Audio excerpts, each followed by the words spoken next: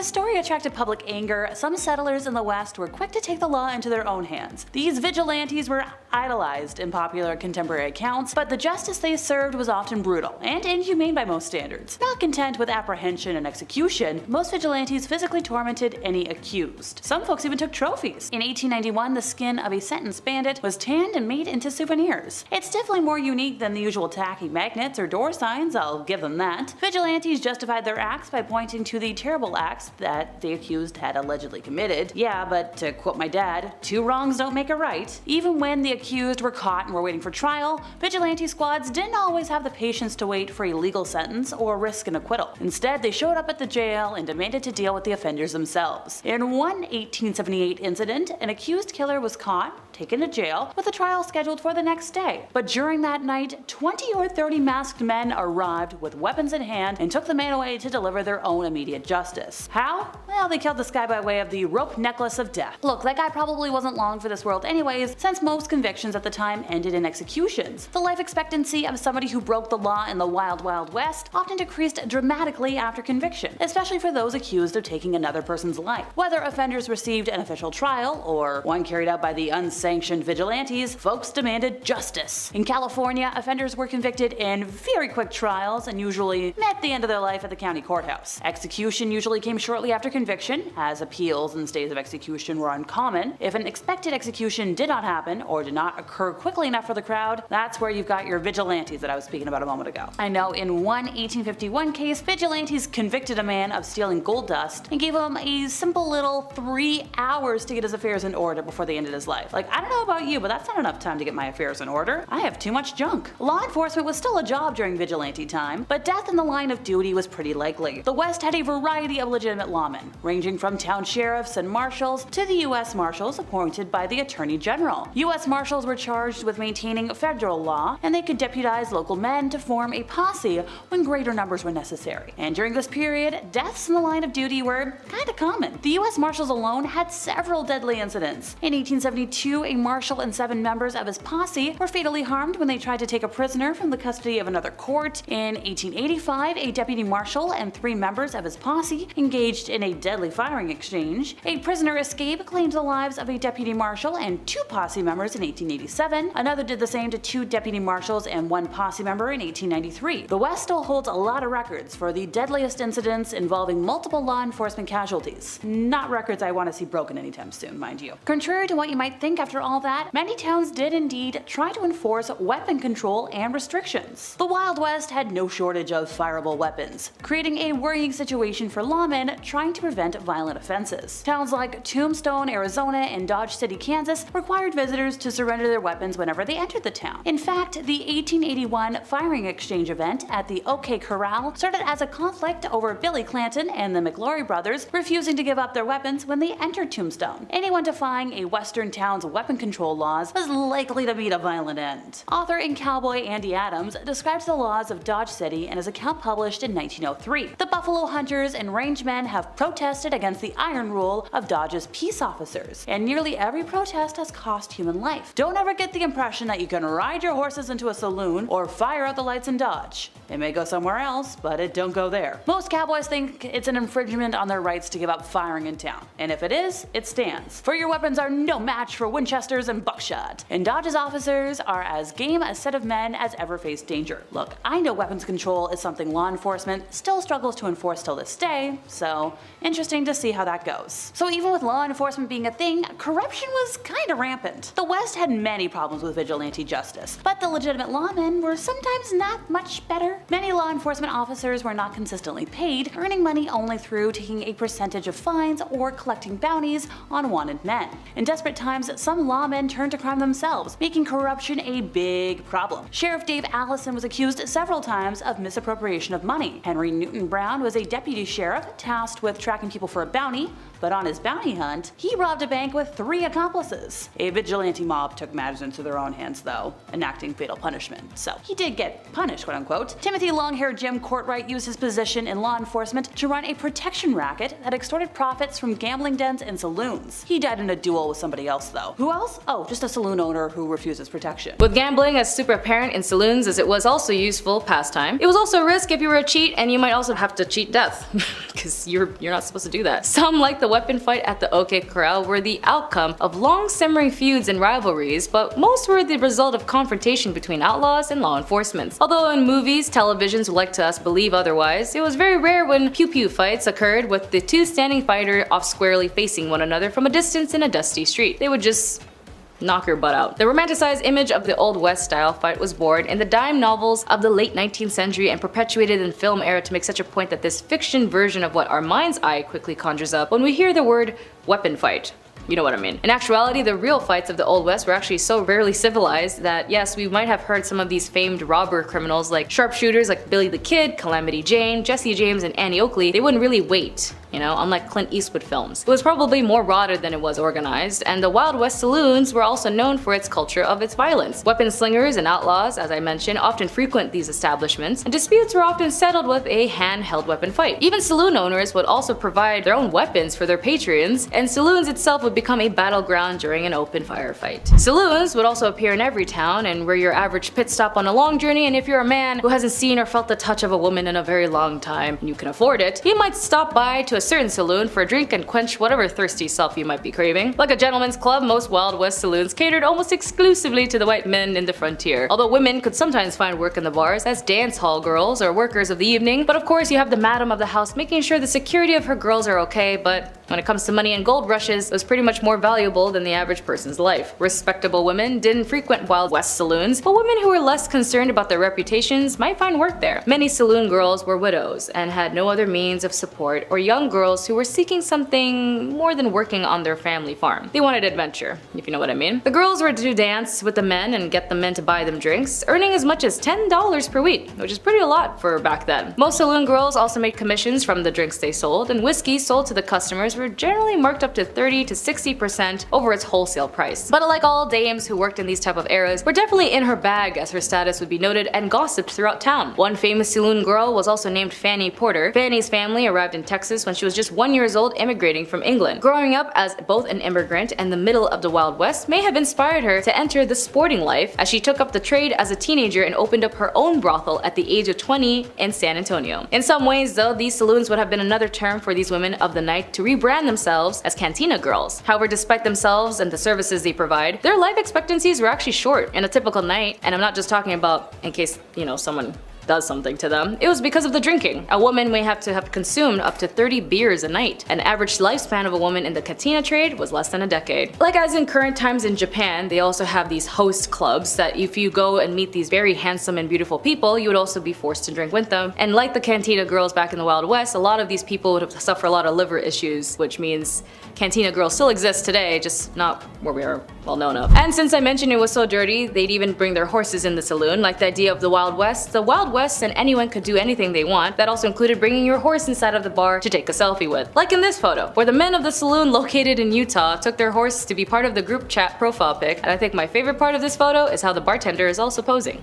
But despite how gross it was back then, even part of the historical tourist attractions, there are some saloons still open and even in operation today. Saloons like the White Elephant in Fort Worth, Texas, was one of the more than 60 Wild West saloons in the city, and at the end of the 19th century, it is actually still open today for functioning, albeit in a different building. But it still holds a lot of significance, as it holds a lot of memento, part of American Western history. Not all beds in the American West were made of straw and hay, but many were. Such bedding wasn't changed often, leading to infestations by lice and other critters. Lice, or seam squirrels, were just one of the troublesome groups of insects that could make life in the Wild West less than hygienic. If you were a soldier during the Wild West times, our mattresses at the early frontier army posts consist of a cotton bag stuffed with straw, which was nicknamed prairie feathers. The straw was supposedly to be changed once a month, and files found that their way into food stuffings and human waste. Mosquitoes flocked into poorly insulated buildings, and as one member named Rose Pender, a visitor to the American West from 1883 to 1888, recalled one night when she tried to sleep, "Bugs abounded, I got very little rest." That was her Yelp review. She gave 3 out of 5 stars. Very few people had screens on windows, so bugs would make their way into homes and outhouses and back again, leaving remnants of whatever they picked up along the way. Not to mention, you'd have to have a chamber pot, as indoor plumbing was not utilized or invented efficiently enough in the Wild West, so you can imagine if you didn't throw out your waste from your chamber pot, considering it was under your bed, it would attract even more insects, bugs, and intensify the acidic odors and smells. Back in the Wild West, people had to get creative when it came to bathroom business, as toilet paper wasn't a thing for a long time, so they had to resort into using corn cobs, torn pages from magazines, and catalogs. It wasn't until 1857 that Joseph Gaiety introduced the medicated paper, but it was sold individually, not on rolls, meaning like one sheet each one. Roll-style toilet paper didn't arrive until 1890, along with the invention of the toilet paper holder.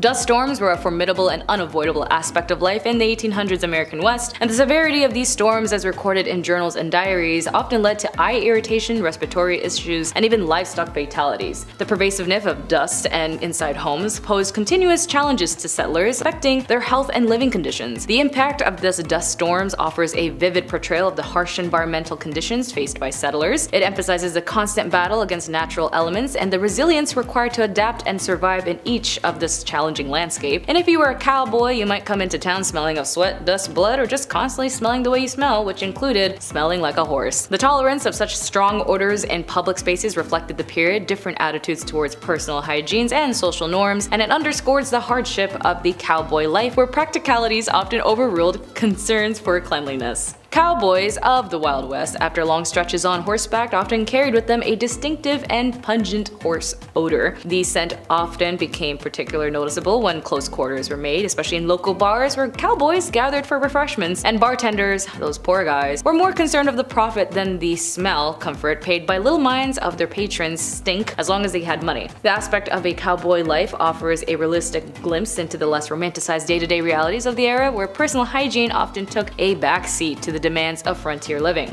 And so when it came to showering or bathing, the popularity of public baths reflect on the social and economic realities of the time, where communal solutions were often the only viable options for personal hygiene. It also highlights the challenges of maintaining cleanliness in an era before modern plumbing and sanitation. In the Wild West, public baths emerged as a popular solution for the majority who lacked private bathing facilities. So these communal bathhouses, often through a symbol of cleanliness and socialization, often meant sharing close quarters and even the same bath water with other people. Given the rudimentary nature of soaps at the time, these baths could paradoxically expose patrons to more dirt and bacteria from fellow bathers than they had removed. And so in the Wild West, the lack of antiseptics and unsanitary conditions made even more minor injuries potentially fatal. A simple cut or abrasion could escalate into a serious infection or disease, with settlers especially vulnerable on the trail. This reality emphasizes the constant dangers faced in daily life, where even trivial wounds pose significant health risks. The threat of diseases like cholera from such injuries underlines the harshness of the era and the importance of caution and self-care. It also highlights the limitation of medical knowledge and practices of the time, contributing to the high mortality rates from what we know now easily are treatable conditions. While numbing the pain was a priority, the only solace came in the form of a sweet gulp of whiskey. And the lack of essential dental care resources meant oral hygiene also took a backseat to survival, and a pristine smile was a very rare gem. Toothbrushes were a luxury, and brushing one's teeth was an afterthought for many. And it gets worse, because it always does. When faced with dental issues like cavity or root canals, the remedies were far from sophisticated. Brace yourself, as the favored method was just simply getting barbers and even blacksmiths acting like makeshift dentists and just extracting your offended tooth with pliers. Women in the Wild West were often conspicuous about personal hygienes with their male counterparts, or more than their male counterparts. Despite the challenges of privacy and limited resources, many women made effort to wash regularly, using nearby rivers and streams for basic cleanliness. This practice, alongside the advantage of being indoors, more often allowed them to maintain a higher level of personal hygiene compared to men. This gender difference in hygiene and hygienic practices showcases the early recognition of the importance of cleanliness among women, and it highlights their role in setting standards for personal care, even in a time where bathing and washing were not as so common in a practice. Number 10. Boot Hill burials. In the Old West, many towns had a boot hill, which was essentially a graveyard where outlaws and bandits and all those bad people alike were all buried with their boots on. Specifically with those on right there. See, these cemeteries were often lacking proper markings, and the dead were buried quickly, sometimes a little too quick without a coffin, reflecting the harsh and lawless nature of frontier life. It wouldn't be abnormal to see a boot sticking up out of the ground on your way home from work, is what I'm saying. Today that would be quite jarring, but back then, completely normal. How yucky is that? I'm like, oh, size 11.5? Perfect. Number 9. Medical practices. In the Old West, broken bones were a common occurrence. Obviously, uneven roads, hopping up and down horses, everything's made of wood that's all broken, particularly among those who worked in physically demanding professions such as ranchers, miners, and cowboys. Everything is going to be broken on your body by the end of the day. Treatment options were limited and often relied on basic first aid techniques, splinting the affected area with whatever materials were available. Wood, cloth, animal bones. It was nuts. It sounds crazy, but back then, it was really the only method for immobilizing broken bones. You have to wrap another bone around it. It's like, ew, please, can I get a cleaner bone? Pain relief was only provided with natural remedies such as opium or willow bark tea, so 50-50 what kind of night you're gonna have there. More serious fractures, such as those that punctured the skin, ow, those required the attention of a doctor or a surgeon. However, back then the doctor had like 2 teeth in one eye, so not much help. Number 8, duels. Yes, duels. Let's talk about these. Duels, gotta say it all deep like. Duels were a common way to resolve disputes. Before YouTube comments, this was the only place to resolve any conflict, alright? In a traditional old Western duel, opponents would face each other, often with weapons, in front of a crowd at a designated location and time. Now, most of the time, these duels would end when somebody bites the bullet. Rarely would a duel end with 2 gentlemen shaking hands, getting over their disagreements. No, never happened. These confrontations, often over matters of honor, were deadly and a normalized part of the culture. Number 7, law enforcement. That being said, back in the day, things were a little different. Not that many body cam back in those days, I'll tell you that for free. With a lack of formal law enforcement, communities often took justice into their own hands. They're like, oh yes, all 17 of us, we've decided, you're out of here. Vigilante coups would form to hunt down suspected criminals, often resulting in brutal forms of punishment without a formal trial. Yeah, no judges needed, no jury duty, nothing like that. The town ended the conflict in 48 seconds. You're welcome, let's get a beer. Let's get a really disgusting beer. Number 6, public punishments. Now, when I say the town handled it, this is what I mean. We gotta go into detail here, because that's why I'm here. Public hangings were often treated as a social event, with crowds gathering to watch as if it were entertainment. How disgusting is that? They were dressed to the nines, they grabbed the whole family. People would come from miles around, sometimes with picnics, to witness this brutal punishment. Yeah, picnic. What food do you pack for a hanging? Nothing with a crunch, that's for sure. You don't want to ruin the show for the people around you. Sorry.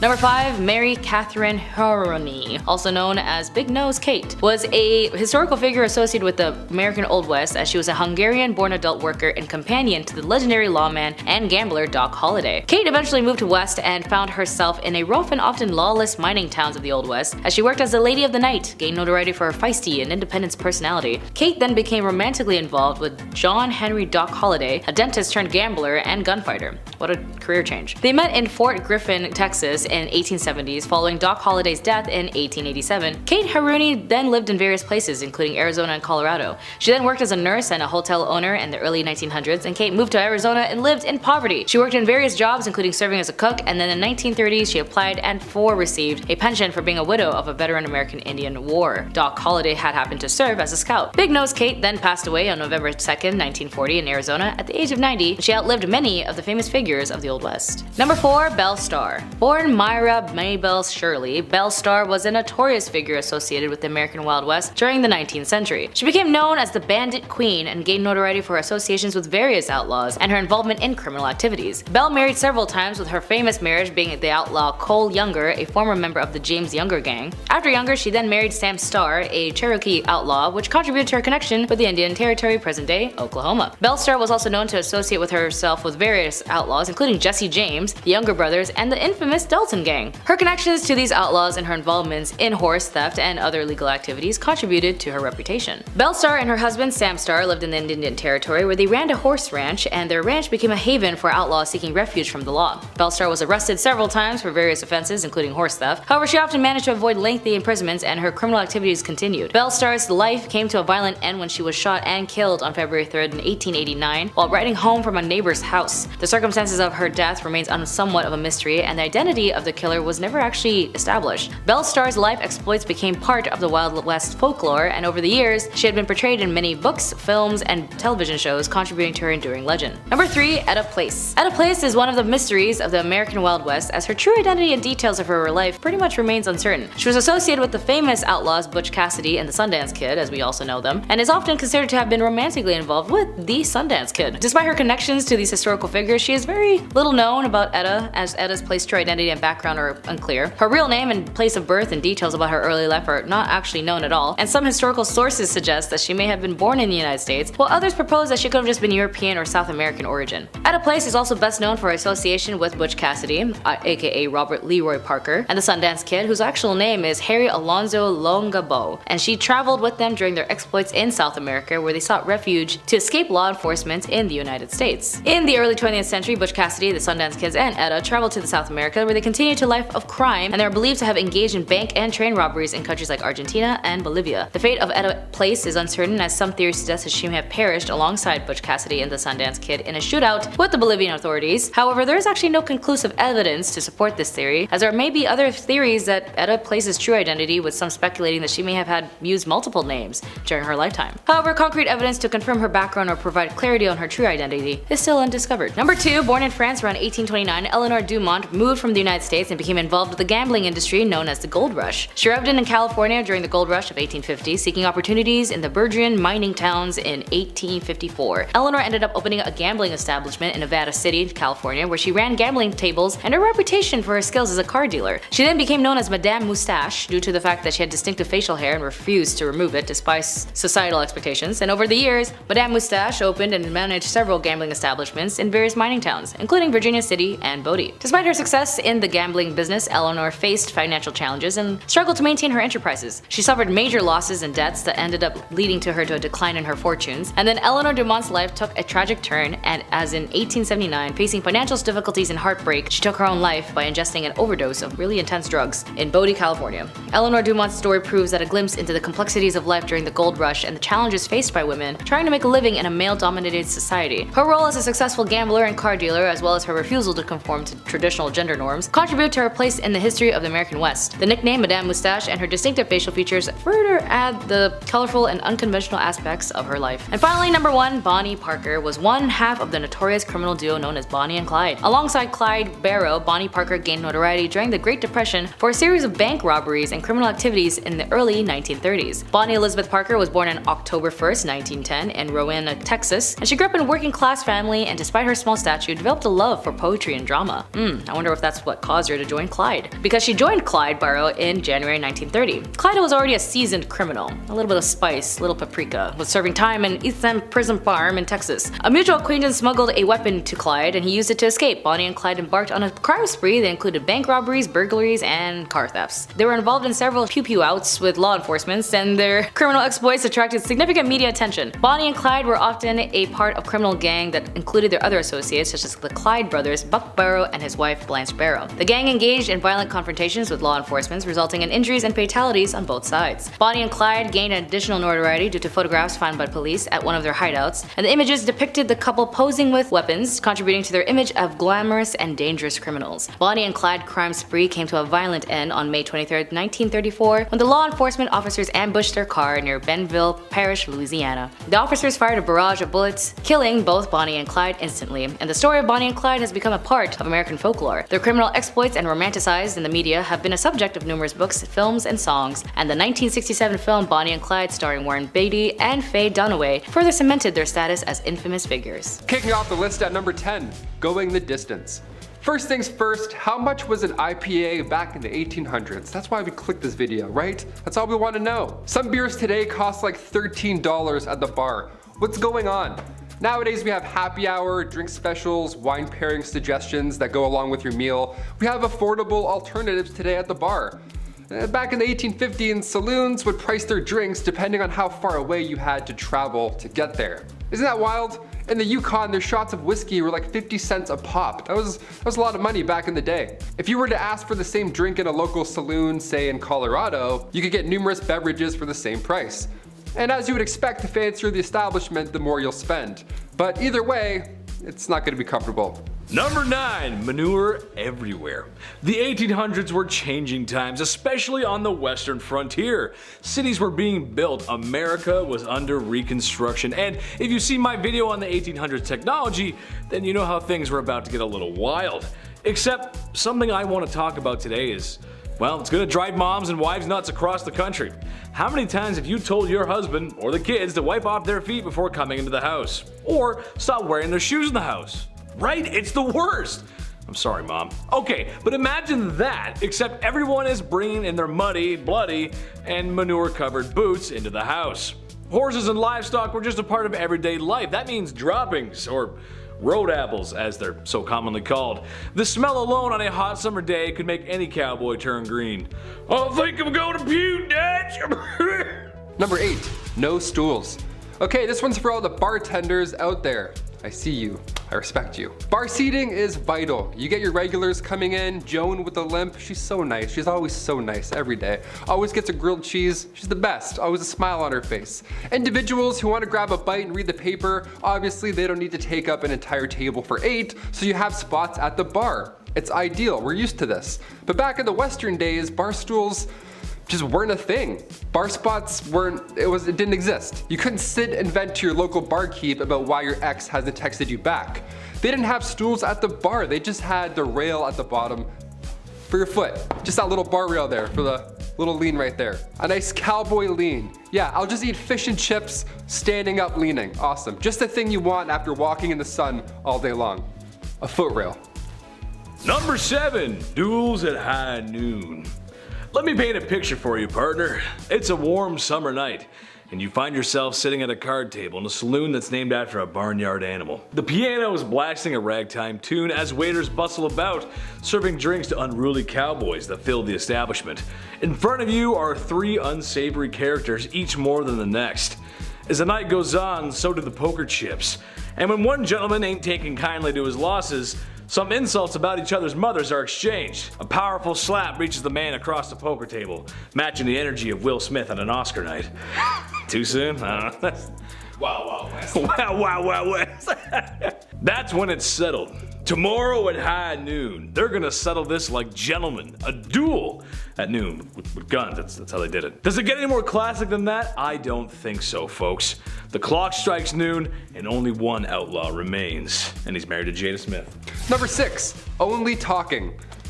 Here we go. You ever go to a bar, you're having a nice time, you and your pals order some Caesar salads for the table, the night is now well on its way, we're feeling good. Then 10 o'clock hits and you see a band start to set up.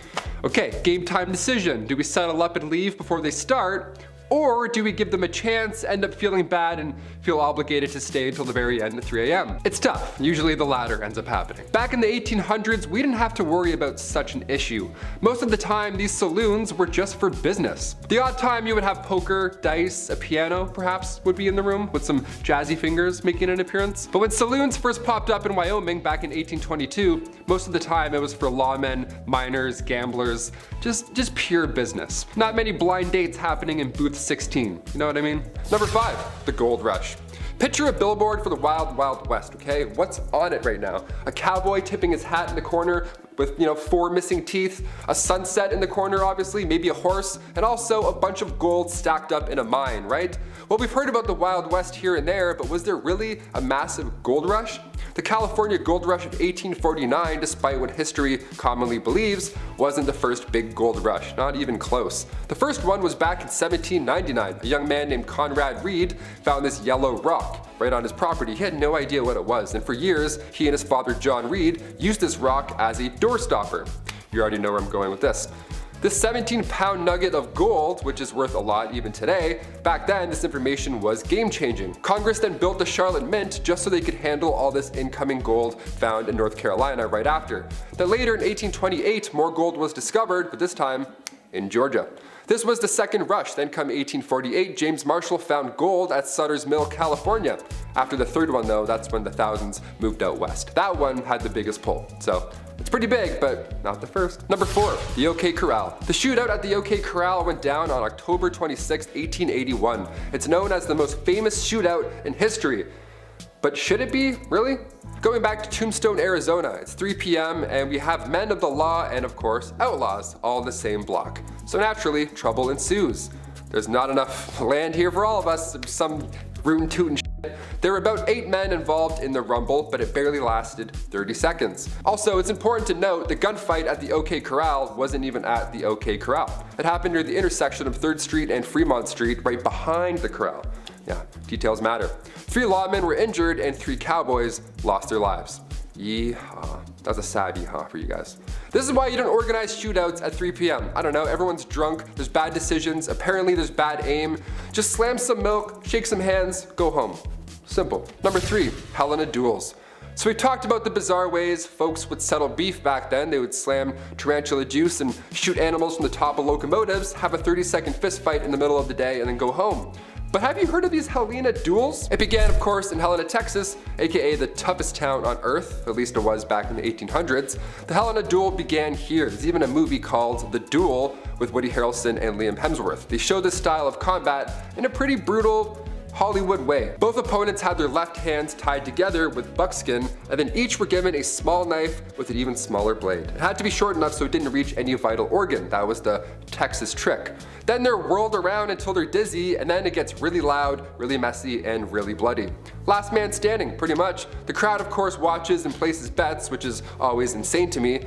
I can't watch UFC sometimes. I don't like seeing things break, let alone a Helena duel. Catch me inside sipping milk, texting my ex. Hard pass, freaks. Number 2, train games. Entertainment was always a hit or miss when it comes to these historical lists. The Romans held gladiator battles with animals that drew in thousands of spectators from across the land. Well, in 1894, William Crush, a railwayman, had this event in mind that would for sure go down in history. Oh buddy, did it ever. William Crush wanted to secure the future of the railroad company in Missouri, Kansas, and Texas. And to do so, William made an entire temporary city appropriately named the City of Crush. Nice. There was a carnival for children to enjoy and all that jazz, but the main pull for adults was the train smash. The collision of two 40-ton steam trains was meant to be the talk of the town. Look at these Goliaths as they smash, crush, into each other. How fun. Yeah, the trains collided, it worked, and the darndest thing happened. They blew up. Yeah, it's almost like they caused a disaster for popularity. Neat. 40,000 came in and many left injured. A couple of people sadly didn't leave at all. One survivor ended up getting 10 grand out of the deal. His name was J.C. Dean, and they lost their eye in the explosion, so the company gave them a lifetime railway pass. Just the thing you want right after that horrific event. Sorry about your eye, here's free PTSD as well, anytime you want. Enjoy. Crush was later rehired by the railway after it gained popularity. Yeah, this happened back then too. Somebody does something horrible, and then now all of a sudden they're famous. Hashtag chairgirl. And finally, coming in at number 1, Elmer McCurdy. This one is insane, I had to end with it. Elmer McCurdy, back in 1911, he decided to be a rootin' tootin' criminal, and he attempted to rob a train.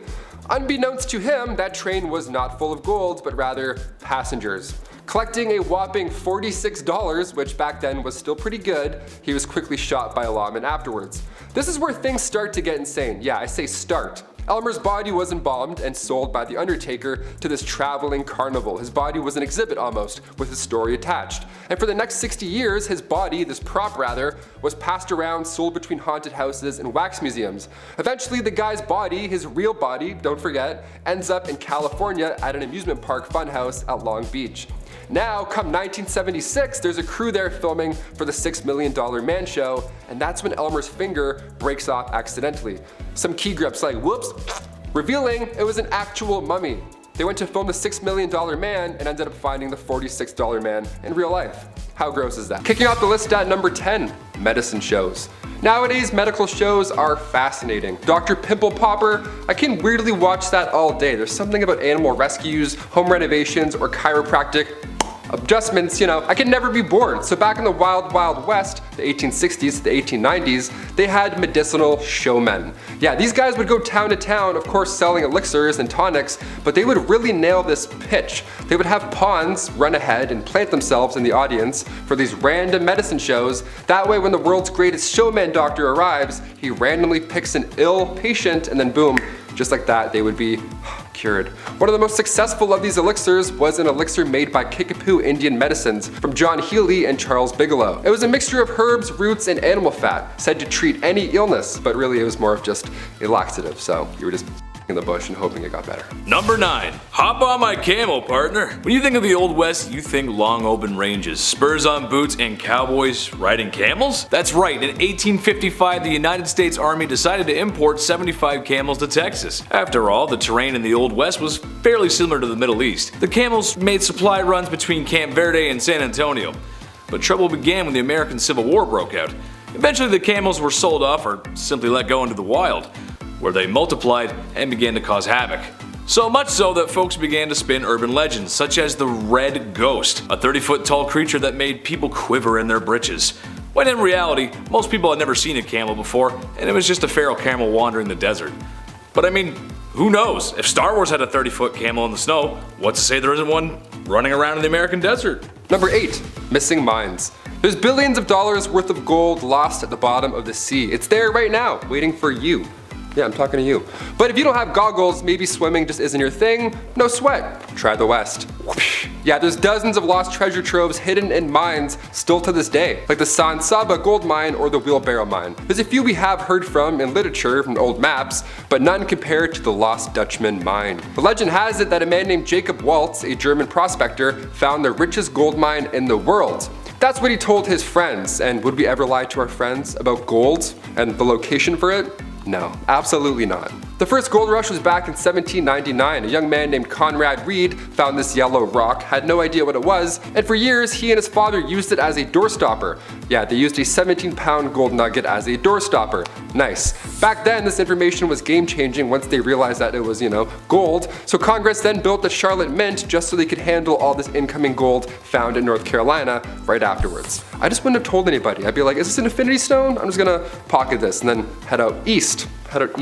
Number 7. Sideshow Crook. Elmer McCurdy was no different in life than any other bandit at the time. What makes McCurdy so unique is in his afterlife. McCurdy met his end on October 7, 1911, after local sheriffs tracked him down from a botched robbery. McCurdy was taken to an undertaker and prepared for burial. Unfortunately, no one came to claim the lonesome bandit. Not getting paid for his services, the undertaker began to display McCurdy as a sideshow attraction, charging patrons a nickel to view the bandit. The attraction became popular enough to draw the attention of carnival promoters, who offered multiple times to purchase the mummified crook, but were all denied. As the years went on, McCurdy changed hands from multiple sideshow attractions and museums.